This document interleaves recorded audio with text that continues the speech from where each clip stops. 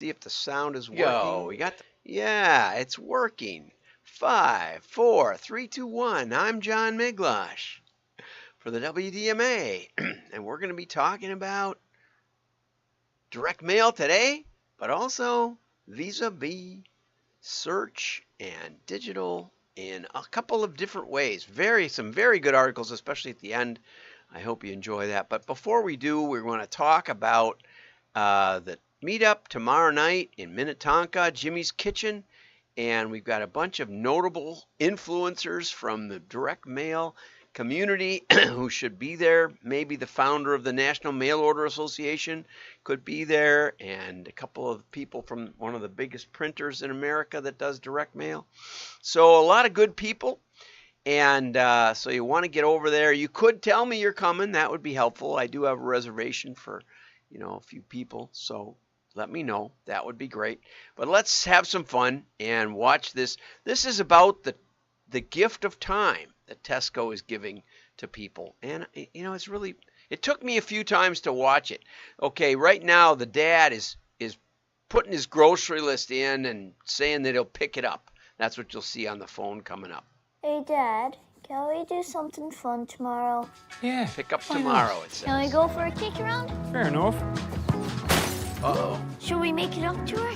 Can we get cool haircuts? Can we get cool haircuts? Swim? Yeah. Okay.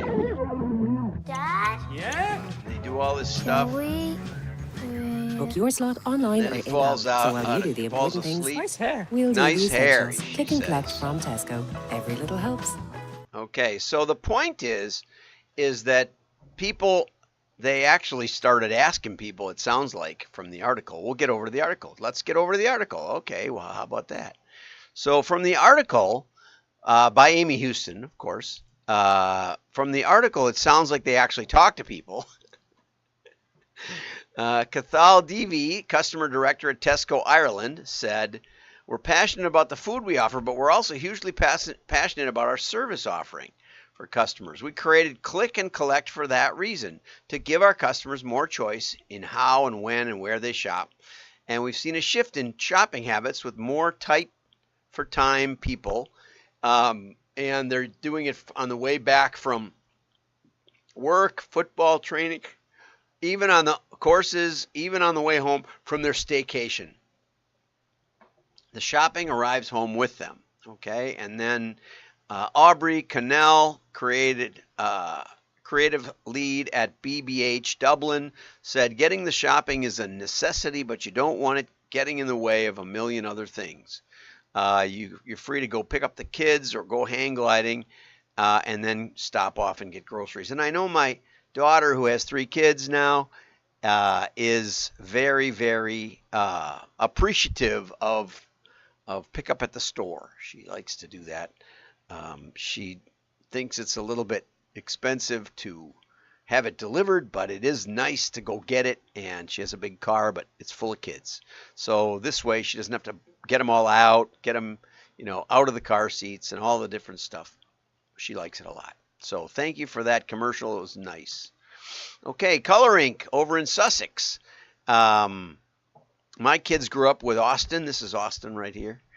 And this is Todd. And ColorInk helped me out when I was helping invent a product. They made some dies for me, or an affiliate packaging company a label company had some die cutting capability, and they made the dies. We made them by hand in those days, but the die was much better than cutting them out with scissors. I have them up on my shelf. I could show them to you, but that'll take time. So ColorInk is an experiential communications company. That's something interesting. Maybe more printers should grab onto that. We are an experiential communications company, And the addition to this press strengthens ColorInk's position as a leading provider of comprehensive printing services. Okay, so that's nice. Okay, forget cookies. Location data is the key secret ingredient in KFC's media strategy. And I think there's a little bit of a hidden gem in this article. And thanks for Sam for giving me some extra help on this. And the people over there at the drum are really helpful people. New cookieless geography-led media investment strategy with chicken chain KFC and Yum Brand's stablemate Pizza Hut among the first clients to benefit. Okay, so they decided to focus on their 900 brick and mortar locations. Right? What an idea! And I've told you in the Lovesac case study, Lovesac was under the impression they're a furniture retailer with, I don't know, 80 stores at the time or something like that. And they were under the impression that if they built a beautiful website that was very, very easy to use, et cetera, et cetera, et cetera, that they could sell to anybody anywhere in the country. Their stuff was very shippable, and it was easy to assemble and deliver. And so they would, they were convinced that they should spend money on the website. And we did a footfall analysis with mapping. And what we found was that most of their sales, in spite of their beautiful website, came within a couple of miles of the vast, vast majority. 80% were within 3 miles or 5 miles or something of a store.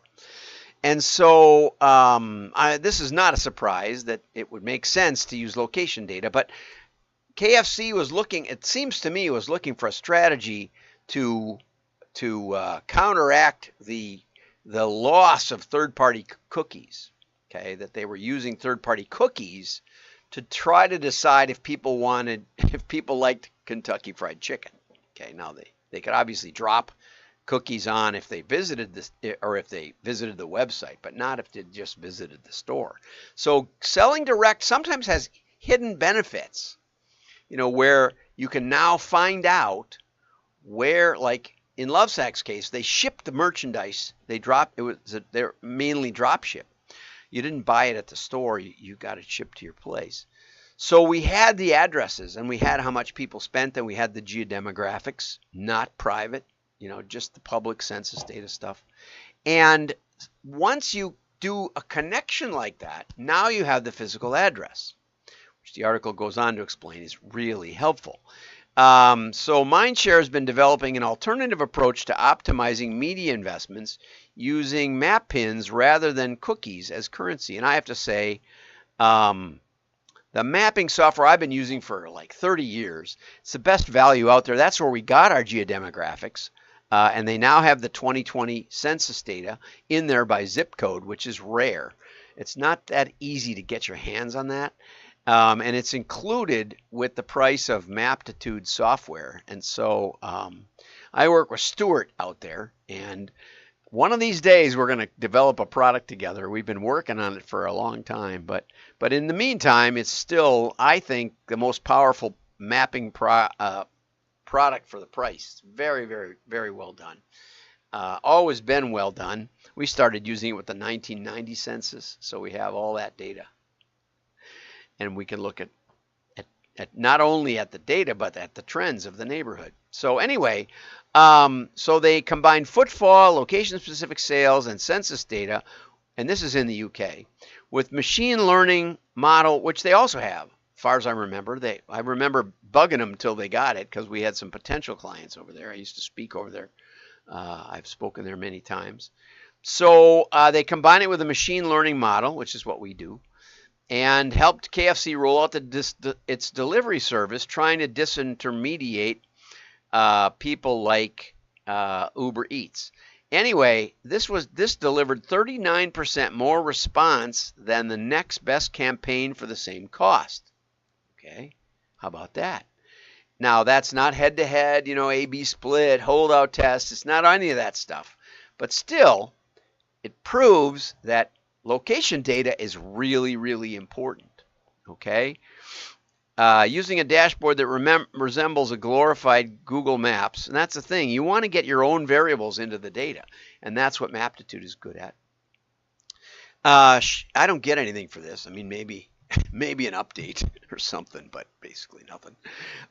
Before KFC's, and they looked that up before KFC's own team even knew about it. Okay, and now they're starting to use it on Pizza Hut.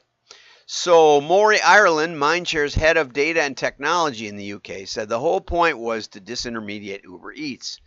If you got the KFC app, you got the first bucket free, which is a heck of an offer. Really great offer. Okay, the geographic first-party data, census data, and demographic makeup in football and sales all helped them build these maps. And they ended up limiting, or let's say focusing, that's a better way to put it, focusing KFC's advertising activity to within 3 kilometers of every store. And of course then, you know, you can see what kinds of stores are conducive to this. You know, you don't necessarily need a full eat-in. You know, our Chinese restaurant and COVID closed and then opened up, but only for takeout. And we used to go there and sit and eat, but there's only like 6 tables. It's a very small footprint. Now it's basically still all takeout because you can efficiently serve many, many, many more people, and you don't need the wait staff that you do otherwise. You're really focused on churning out the right meals. And so you can reconfigure your stores, put more stores in places like the places that work well. We used to say in the old days when we were renting lists that the house picks the people, or the neighborhood picks the people, or birds of a feather flock together. So there's a lot of ways that this is old school marketing, which brings me to just remind you, yesterday I talked about this mailing piece that looked to me to be actually handwritten. Turns out it probably was. I went to their website and I got in touch with Rusty, who runs the place, and he says these things are working like crazy, but I did give him a couple of suggestions. One was that the QR code, just simplify that QR code and make it a little bigger, and people know what a QR is and they can scan it better. This one didn't scan when I tried it on camera yesterday, and he's implemented all those changes, and we're talking at the top of the hour. We're going to have a conference call. He's joined the WDMA, which is an excellent idea. You know, if you'd like, and this is why it's an excellent idea, if you'd like somebody to give you some ideas on what you could test next or what you could suggest to a client, send a client's mailer that you've helped with. You know, most of my audience is probably printers. So send one of your effective mailing pieces that you think is good. You know, I'm trying to think of his name. But anyway, so, you know, and join the WDMA. You know, it's about $250 for an individual membership. And if you test it and it works, you can get a corporate membership, and you can send more pieces. And it's a heck of a nice deal. And I have just a beautiful track record. Someday I should just pull out my portfolio of test results where I've gone head to head with some of the best agencies in the country and some of the biggest mailers in the country. I don't know why, but I have a feel for it. So, and I can help you set up your sales team to generate the kind of results that prove direct mail works. Okay. So anyway, the conclusion was that there were with different data sets, they could figure out patterns emerging, that the suburbs were better than the city. And in city centers, people go in and eat, or they take it away. In suburbs, people get it delivered. Profound. This could be a very strategic piece of information that you can then tactically utilize to either expand your delivery capabilities or have reconfigure your stores to put them in those kinds of places. Okay, here's another excellent article, super excellent. Okay, and this is by Peter. We'll find his name is down at the bottom. Paid search or targeted direct mail. Is direct mail a part of your solution? Here's a story of a credit card processing company, not using their name, and they were mainly doing paid search, okay? But the costs of the paid search were rising sharply. And I've talked with a company that's doing 600,000 pieces, or $600,000 worth of paid search a month, and yet they think that direct mail is expensive. And I just laugh. This is a perfect show. I'll have to send it to the CEO. Anyway, so they were examining their paid search. You know, paid search doesn't necessarily find the people around your stores, and they have retail stores. I mean, yeah, you can configure it, I know. Anyway, so during this reassessment, the CEO held discussions with an agency who brought up the idea of including direct mail, and specifically postcards. But their concern was the high cost of direct mail, making it prohibitive to add to the mix. But when he discovered that a piece of mail put together in a cost-effective way was very comparable, and I've done a payback on direct, or a cost per piece. You can do an excellent direct mail piece for $1-ish, okay, to test it anyway. And, pay per click. Each click could cost you, Adweek did a survey a couple of years ago before the prices went up, and their pay per click average for a florist, a hypothetical florist in a city, was $5 per click. And when you get a click, 50% of that is bounce, so that's $10 per click. And a click, once you get them to the website, the response rate's still only 1 or 2%. And I'm not saying it doesn't work, and there's certain ways that you definitely should utilize pay per click. But, in general, you can do direct mail less expensively and get a better return on investment. Okay? And what I'm looking for with the WDMA is printers who want to understand this, right? Who want to do a better case study than even this one that we're presenting today. Okay, so then they tested 2 offers, a package deal bundle of services at startup, and a simpler offer. They targeted newly incorporated businesses. We'll get to the bottom line here. And then they also segmented by SIC. And you can do that, you can do that on the address block itself. You could customize it with digital printing or even inkjet on old offset inexpensively. Okay, and they also tested first class versus third class. All of these things are super excellent. Okay, their first mailing was just a 12,000 piece mailing, and you can't split test 12,000 pieces too many ways. Probably just an AB probably is about as much as you should do if you really want to know the answer. That's basically 3,000 per 4 cells, and generated slightly better than a 1% response rate at a cost of $9,000 to $10,000 per mailing. Okay, so 10,000 or 9,000 means it's $1.25 or something like that. Is that right? No, that's not right. It's 75 cents. I'm sorry. Well, if it's 8,000, it'd be 75 cents. But it's, am I right? Yeah, of course.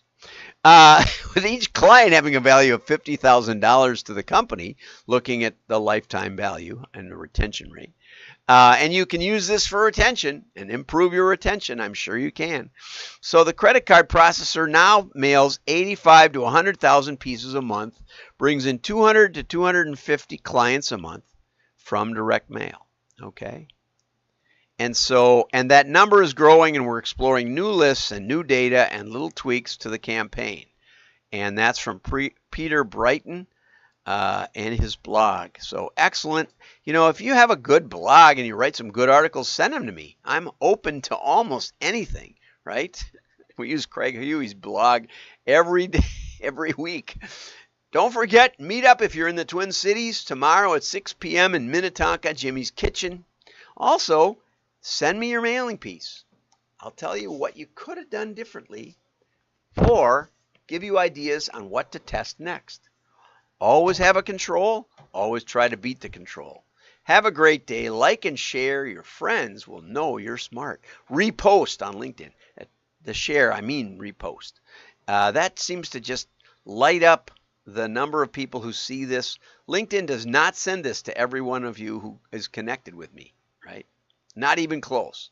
So be sure to repost. It's right next to the button. You don't have to say anything. You just hit like and the repost. It's just that quick.